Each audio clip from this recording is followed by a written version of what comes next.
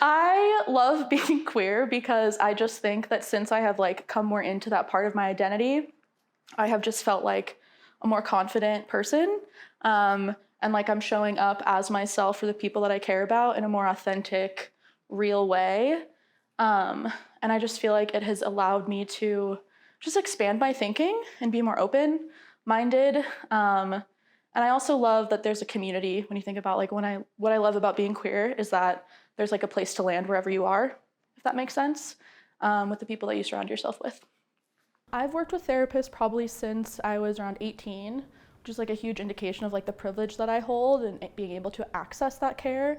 But I think my most recent therapist that I started working with also identifies as queer, and it's honestly been life-changing for me to show up in this space where the things that I'm saying are like understood, even if we haven't shared the exact same experiences as queer people. Just knowing that whenever I go into a session with them and know that they're going to meet me where I'm at it's allowed me to show up authentically in therapy too, because that's something I struggled with. Yeah, it's been life-changing.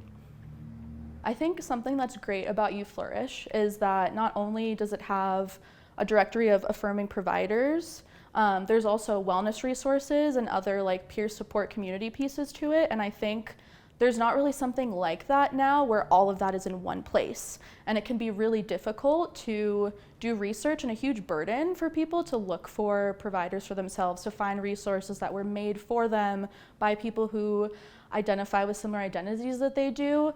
And that's a huge disservice. That prevents people from seeking out care. It can lead to trauma within settings that should be keeping you safe.